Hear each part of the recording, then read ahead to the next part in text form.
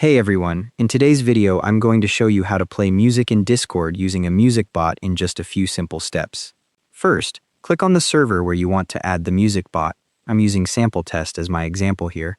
Once you're in your server, click on the server name at the top left to open the server menu. From the menu that appears, click App Directory to open Discord's bot marketplace. Click into the search box at the top of the page. Type Jockey into the search box and search results for Jockey Music will appear below. Click on the Jockey Music app from the results to open its details page. On the app page, click the Add App button and an authorization window opens asking for permissions. Review the permissions and click Continue to proceed with adding the bot to your server. A verification modal appears. Tick the I am human checkbox to confirm you're not a bot yourself. Once verified, click Go to Sample Test to return to your server with the bot now added. Now, click into the message box and type /play to bring up the bot's music commands.